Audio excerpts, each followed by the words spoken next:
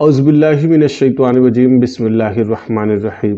السلام علیکم دوستو، آج کی اس ویڈیو میں رمضان المبارک کا احترام کرنے پر کتنا ثواب ملتا ہے اور رمضان المبارک کی بے حرمتی کرنے پر کیا انجام ہوتا ہے، اس کے بارے میں جانیں گے۔ رمضان المبارک کی عزت و توقیر پر جہاں ڈھیروں نیکیاں ملتی ہیں، وہیں اس کی بے حرمتی کرنے پر دردناک عذاب کا تذکرہ بھی کیا گیا ہے۔ حدیث شریف میں آیا ہے کہ جس نے اس ماہ مبارک میں کوئی نشہ آور چیز پی یا کسی مسلمان پر بہتان باندھا یا اس میں کوئی گناہ کام کیا تو اللہ رب العزت اس کے 1 سال کے اعمال برباد فرما دے گا۔ پس تم ماہ رمضان المبارک میں کوتاہی کرنے سے ڈرو، کیونکہ یہ اللہ تبارک و تعالیٰ کا مہینہ ہے۔ اللہ تعالیٰ نے تمہارے لیے 11 مہینے کر دیے ہیں کہ ان میں نعمتوں سے لطف اندوز ہو اور لذت حاصل کرو، اور اپنے لیے ایک مہینہ خاص کر لیا ہے۔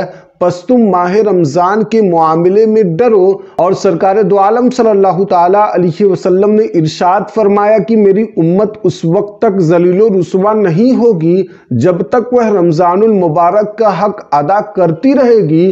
صحابہ کرام رضی اللہ تعالیٰ عنہم اجمعین نے عرض کیا، یا رسول اللہ صلی اللہ تعالیٰ علیہ وسلم، رمضان کے حق کو ضائع کرنے میں ان کا ذلیل و رسوا ہونا کیا ہے؟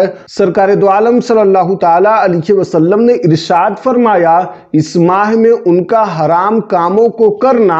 پھر فرمایا، جس نے اس ماہ میں زنا کیا یا شراب پی تو اگلے رمضان المبارک تک اللہ رب العزت اور جتنے فرشتے ہیں سب اس پر لعنت کرتے رہیں گے۔ پس اگر یہ شخص اگلے رمضان کو پانے سے پہلے مر گیا تو اس کے پاس کوئی ایسی نیکی نہیں ہوگی جو اسے جہنم کی آگ سے بچا سکے گی۔ پس تم ماہ رمضان کے معاملے میں ڈرو، کیونکہ جس طرح اس ماہ میں اور مہینوں کے مقابلے میں نیکیاں بڑھا دی جاتی ہے، اسی طرح گناہوں کا بھی معاملہ ہے۔ اور رمضان المبارک کا احترام کرنا بخشش کا سامان ہے، جیسا کہ منقول ہے کہ بخارا میں ایک غیر مسلم رہتا تھا۔ ایک مرتبہ رمضان شریف میں وہ اپنے بیٹے کے ساتھ مسلمانوں کے بازار سے گزر رہا تھا۔ اس کے بیٹے نے کوئی چیز اعلانیہ طور پر کھانی شروع کر دی۔ اس نے جب یہ دیکھا تو اس نے اپنے بیٹے کو ایک تماچا مارا اور خوب ڈانٹ کر کہا، تجھے رمضان المبارک کے مہینے میں مسلمانوں کے بازار میں کھاتے ہوئے شرم نہیں آتی؟ لڑکے نے جواب دیا، ابا جان، آپ بھی تو رمضان شریف میں کھاتے ہیں۔ والد نے کہا، میں مسلمانوں کے سامنے نہیں، اپنے گھر کے اندر چھپ کر کھاتا ہوں، اس ماہ مبارک کی بے حرمتی نہیں کرتا۔ کچھ عرصہ بعد اس شخص کا انتقال ہو گیا۔ کسی نے خواب میں اس کو جنت میں ٹہلتے ہوئے دیکھا تو حیرت سے پوچھا، تو غیر مسلم تھا، جنت میں کیسے آ گیا؟ کہنے لگا، واقعی میں غیر مسلم تھا، لیکن جب موت کا وقت قریب آیا تو اللہ تبارک و تعالیٰ نے احترام رمضان کی برکت سے مجھے ایمان کی دولت اور مرنے کے بعد جنت سے سرفراز فرمایا۔ سنا آپ نے کہ رمضان المبارک کی تعظیم کے سبب ایک غیر مسلم کو اللہ تبارک و تعالیٰ نے نہ صرف دولت ایمان سے نواز دیا بلکہ اسے جنت میں بھی داخل فرما دیا۔ اس واقعے سے خصوصاً ان غافل مسلمانوں کو درس عبرت حاصل کرنا چاہیے کہ جو مسلمان ہونے کے باوجود رمضان المبارک کا بالکل احترام نہیں کرتے اور گرمی کی شدت کا بہانہ بنا کر معاذ اللہ روزے قضا کر ڈالتے ہیں، پھر چوری اور سینہ جوری یوں کی روزہ داروں کے سامنے ہی پان گٹکا سگریٹ پیتے ہوئے نظر آتے ہیں اور بیماری کا بہانہ بنائے رہتے ہیں۔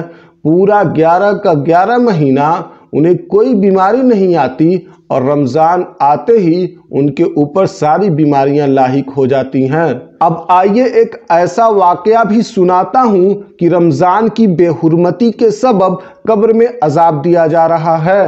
جیسا کہ منقول ہے کہ ایک بار امیر المومنین حضرت مولائے کائنات حضرت علی رضی اللہ تعالی عنہ زیارت قبور کے لیے کوفہ کے قبرستان تشریف لے گئے۔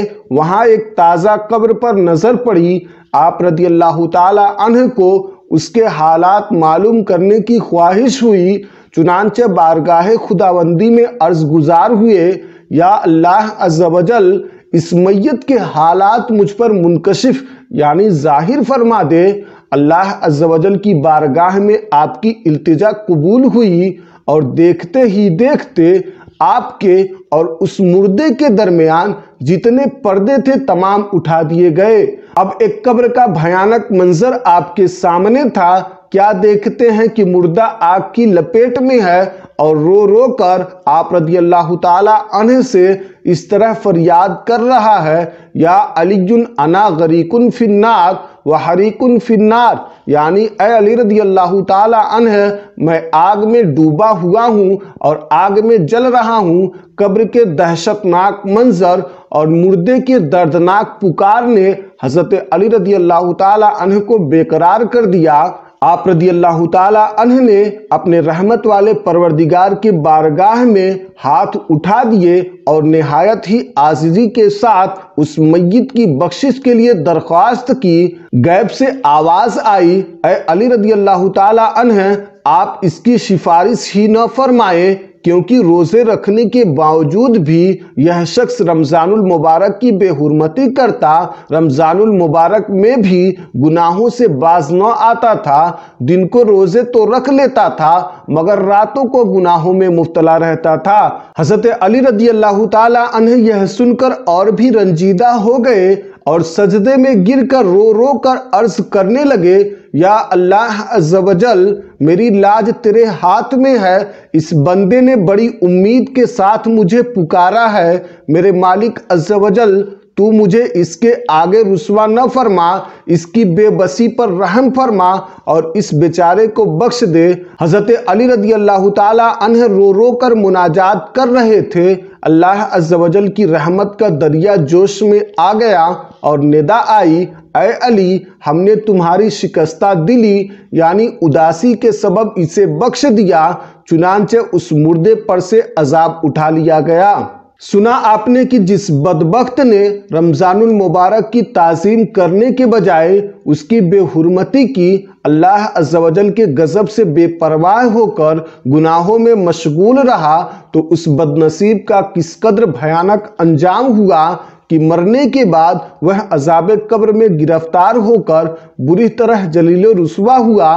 غور تو فرمائیے کہ ماہ رمضان میں روزہ رکھ کر گناہ کرنے والوں کا جب یہ حال ہے تو جو نادار مسلمان بلا وجہ شرعی اس ماہ میں سرے سے روزے ہی نہیں رکھتے، کھلے عام کھاتے پیتے ہیں، بلکہ معاذ اللہ بلا خوف و خطر گناہ پر گناہ کیے جاتے ہیں، تو ان کا انجام کس قدر دردناک ہوگا۔ لہٰذا اپنی کمزوری پر ترس کھائیے، گھبرا کر جھٹپٹ گناہوں سے ہمیشہ ہمیشہ کے لیے سچی توبہ کیجیے اور نماز اور روزوں کی پابندی شروع کر دیجئے۔ یاد رکھیے کہ بلا اجازت شرعی ماہ رمضان کے روزے نہ رکھنا بہت بڑی محرومی کا سبب ہے۔